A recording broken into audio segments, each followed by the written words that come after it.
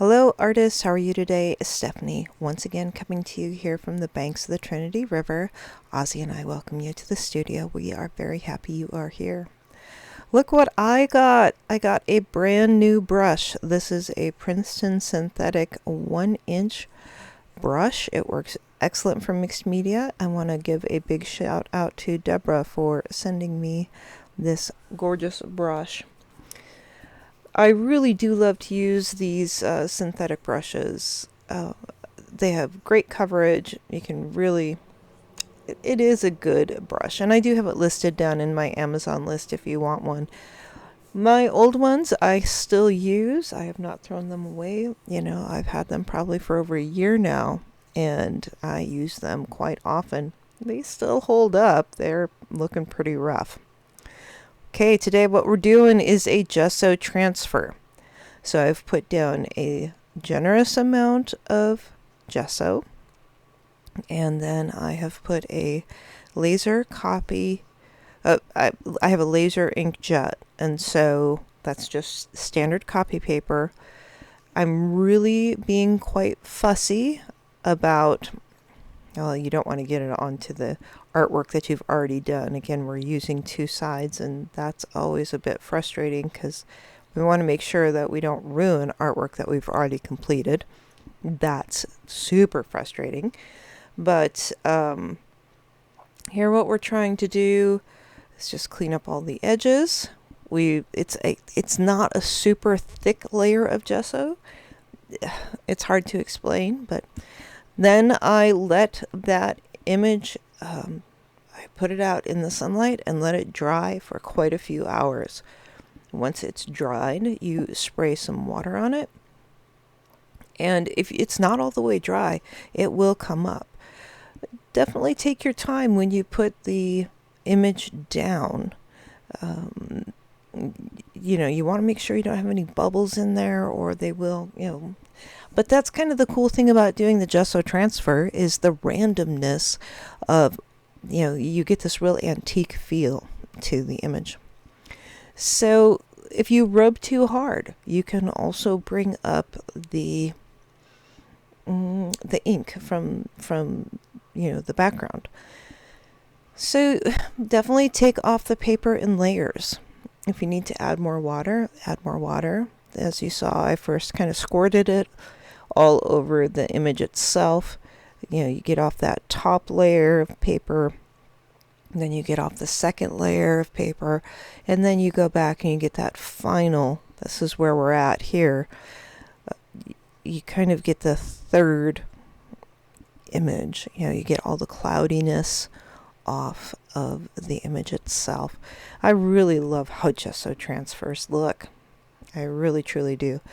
And see there, I needed just a little bit extra water, but you don't want to put too much on. It's really a delicate balance. Start with less, add more if you need to, or take your paper towel and blot it up a little bit if you need to.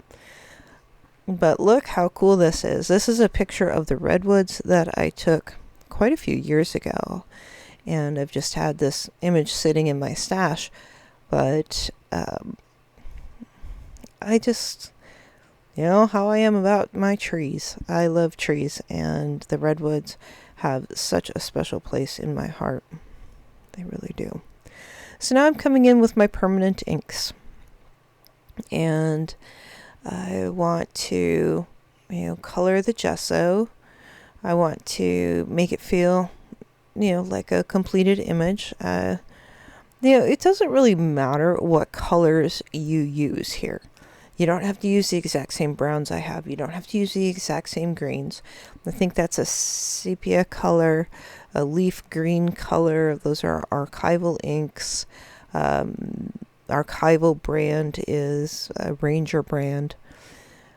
So, use whatever colors you have. And then here I'm just kind of finger painting with them a little bit, and enriching the color that's in that background a little bit. Just playing with dabs of color here and there.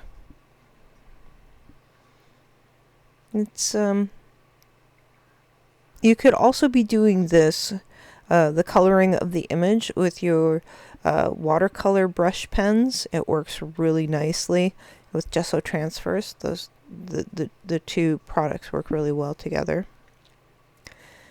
And just going around and coloring the image. And I think here in a little bit, I decide I want to take off some of the ink. It gets to be a little bit heavy feeling here.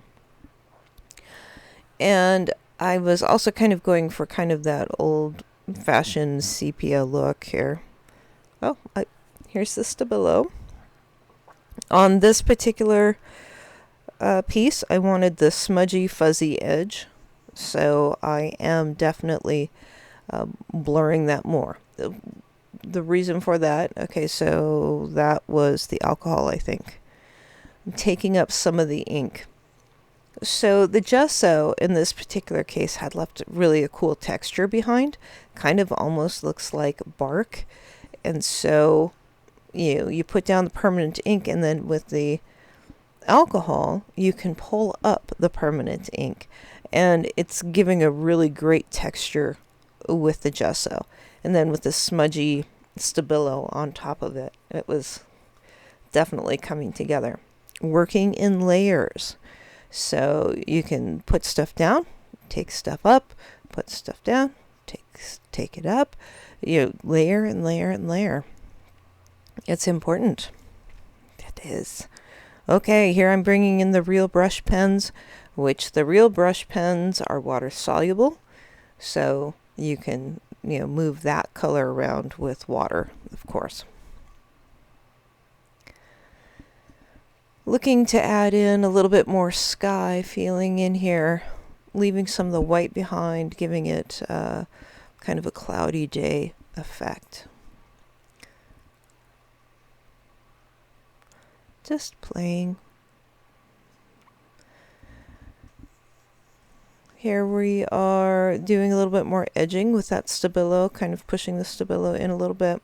Okay, now I'm taking water over the real brush pens, and I'm lightening up that ink a little bit. And the blue was really quite saturated, so I wanted more of a faded color. Much happier with it there. And now I'm looking at it to see if there's anything else that I need to do. That might be, again, a little bit more alcohol sprayed onto that particular piece of paper towel. Be careful when you're using alcohol over your image, because sometimes it, rub too hard and you will bring it up. So, okay guys, we are just about done here. I do want to say thank you so much. Please subscribe if you haven't.